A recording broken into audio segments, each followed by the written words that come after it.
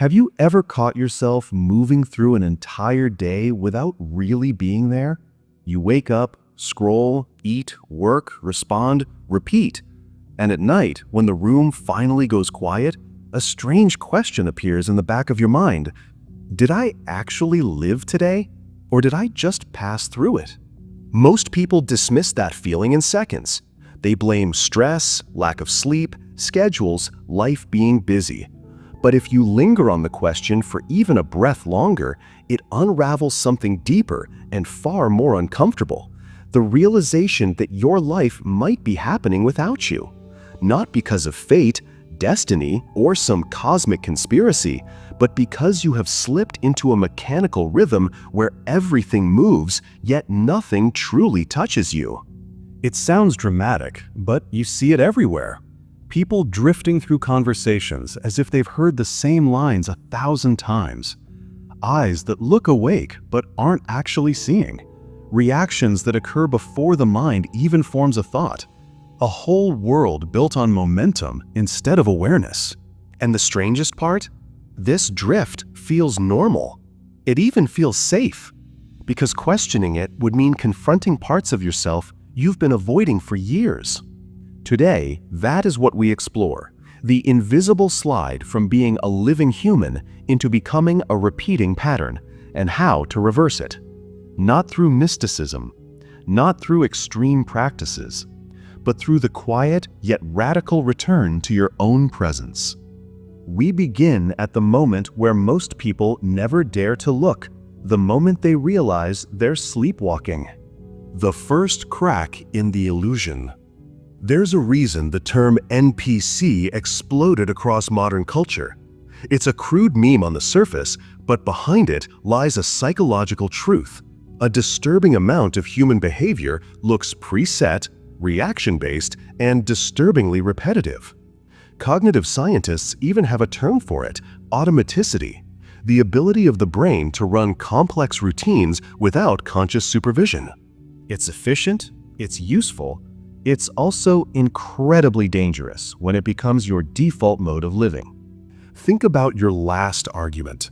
Did you choose your reaction, or did it burst out of you like a pre-recorded clip? Think about the last time you reached for your phone. Did you decide to do it, or did your hand move on its own? Think about your dreams, your goals, the promises you made to yourself years ago. Are they alive? Or did they quietly suffocate under the weight of routine? Most people never ask these questions because the answer hurts. It suggests something no one wants to admit. You might not be steering your life as much as you think. And this is where the old teachings, often dismissed as esoteric or dramatic, hit harder than most modern psychology. They weren't talking about bad habits or lack of focus. They were describing a deeper fracture inside the human experience, the division between the part of you that's alive and aware and the part of you that operates like a program. That gap is the entire story of awakening. Not spiritual awakening, not religious awakening, but awakening to your own existence. The ability to sit in the middle of your own life and say, with full awareness, I am not a machine. The mechanical human. So, what creates this mechanical behavior? It isn't a single cause. It's a slow accumulation of tiny losses of awareness, so small you don't notice them until years have passed. You lose awareness when you react instead of respond. You lose awareness when you chase comfort over clarity. You lose awareness when you drown uncomfortable emotions instead of witnessing them.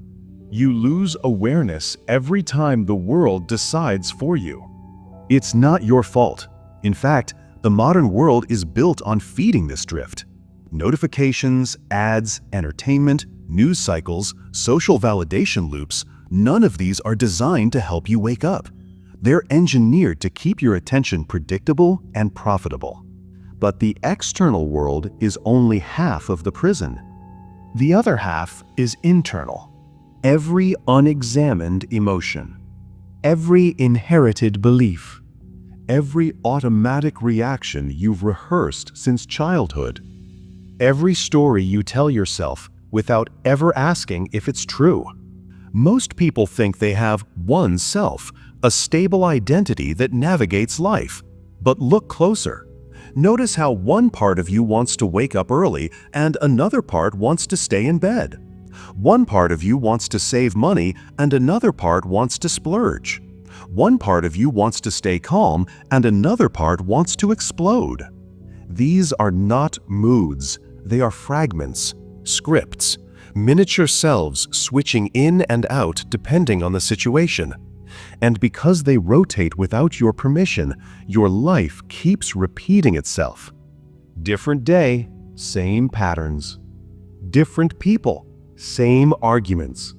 Different goals, same failures. Different dreams, same distractions. When you finally see this happening, something inside you stirs. Not panic, not fear.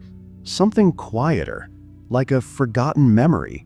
A subtle knowing that you were meant for more than repetition. This is the real beginning of transformation, not perfection, but recognition. The moment you wake up for real. The first moment of awareness is rarely dramatic. There's no thunder, no revelation, no fireworks. It usually happens in the middle of something incredibly ordinary. You're washing a plate, or tying your shoes, or staring at a loading screen. And for a brief instant, it feels like someone else is doing it. You stop. You breathe. You feel the strange sensation of returning to yourself. This is not imagination. It's the moment your attention disconnects from the automatic program and reconnects to the present. It's a shock, small yet powerful, one that interrupts the machinery inside you. Even 1 second of that presence is enough to change the direction of an entire life, because once you see the machine, you can't unsee it. You begin to notice tiny things. How often you speak without thinking. How quickly your emotions take over. How frequently your mind wanders. How rarely you experience something directly without adding commentary to it. Awakening starts as discomfort, grows into awareness, and eventually transforms into strength. Not mystical strength. Not supernatural strength, but the strength of finally being the one in the driver's seat. And once that switch begins, the next stage appears naturally, the urge to understand why this mechanical layer exists in the first place. Why we fall asleep. Humans didn't become automatic by accident. There are emotional, psychological, and even biological reasons behind this drift. First, there is survival. The brain saves energy by automating behavior. If everything had to be done consciously, you'd be exhausted by noon. Automation keeps you alive, but it also creates a trap. Once a pattern becomes automatic, the brain stops questioning it. Second, there is pain. Emotional wounds don't disappear. They bury themselves and turn into behaviors that protect you from discomfort. Avoiding conflict, chasing validation, reacting with anger, these aren't flaws, they're defense mechanisms running on autopilot. Third, there is conditioning. From childhood, you're told who to be, how to behave, what to believe, what to fear, what to chase. By adulthood, most of your personality has been shaped by forces you didn't choose. And finally, there is distraction. A constant flood of stimulation keeps your mind from sitting still long enough to observe itself. When attention is fragmented, presence dies. All of this creates a version of you that lives far from your actual self. A version that's efficient, predictable, easy to manage, and painfully incomplete. But here's the glimmer of hope. If mechanical behavior was created through years of unconscious repetition, it can be reversed through conscious attention. Not overnight, not through force, but through consistent, quiet, inner observation. And that leads us into the heart of the work. recognizing the machine from the inside. Seeing yourself without turning away. Awakening starts when you can stand at the edge of your own mind and say, "Let me see what I've been running from." Try this.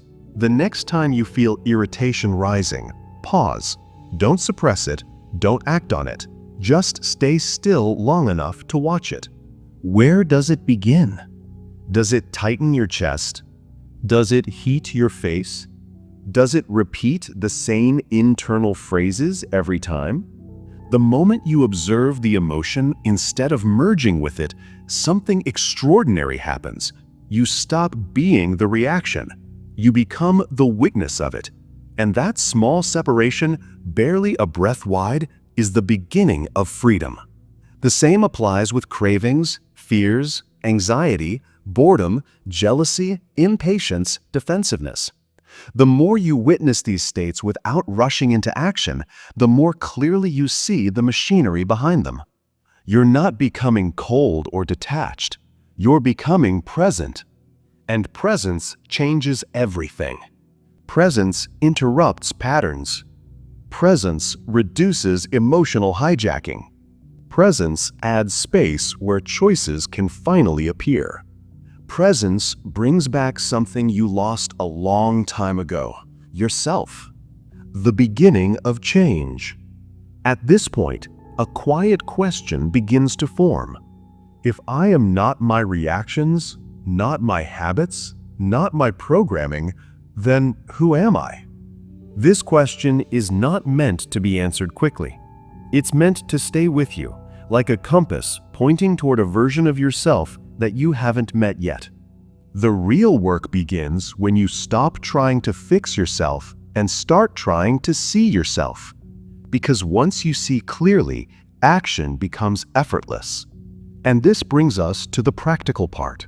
How to create moments of presence in a world built to erase them. But that is where part 2 begins. For now, take this with you. Awareness doesn't arrive in a storm. It arrives in a whisper. And your life changes the moment you listen. Before we continue, ask yourself, when was the last time I was truly present today, even for a second? If part 1 revealed anything, it's this. Most people are not missing ambition, intelligence, or opportunity. They're missing themselves. They move through life so fast, so distracted, so overwhelmed that they rarely notice the one thing that could transform everything. The quiet thread of awareness woven through every moment. Awakening isn't dramatic. It doesn't require rituals or retreats or quitting the world. It begins with a simple but rare ability, being awake while the rest of the world is asleep. And to do that, you don't need more effort. You need more attention. Let's explore how presence unfolds in real life, not in theory, not in mystical settings, but in the middle of your ordinary day, where it matters most. The invisible second that changes everything. There's a moment, barely a fraction of a second, that most people never notice. It appears right before you react, before the anger, before the fear, before the impulse, before the reflex to check your phone or escape into distraction. An invisible second. If you can catch that single moment, even once a day, your entire inner world shifts. Because in that instant, you choose your response, instead of living one that was chosen for you years ago. Try this. The next time someone irritates you, stop. Not for long, just for one slow breath. Feel the emotion rising. Watch it, the way you'd watch a cloud forming. Don't analyze it, don't suppress it, don't feed it. Just notice it. That one breath is your doorway out of the automatic script. People underestimate this because it looks too simple, too quiet. But simple things are the hardest when your life is built on speed. Quiet things are the most powerful when your mind is full of noise. One conscious breath interrupts 1,000 repetitions. 1 second of presence can rewrite a lifetime of mechanical behavior. This is how inner life begins to change, not by force, but by awareness. Your mind is not a single voice. Most people think their thoughts belong to a single I. But if you observe closely, really closely, you'll begin to see something strange. Different thoughts carry different tones. Different urges carry different intentions. Different fears contradict each other. Different desires fight for control. You may want peace in one moment and chaos in the next. You may want discipline at night and comfort in the morning. You may want honesty and manipulation, truth and avoidance, ambition and laziness, all within a single day. These contradictions are not signs of weakness, they're signs of fragmentation. You are not one self. You are many fragments acting at different times. And each fragment has its own reactions, habits, tendencies, phrases, emotional signatures. When one fragment takes over, it feels like the real you until the next fragment appears. Waking up means seeing this inner rotation for what it is.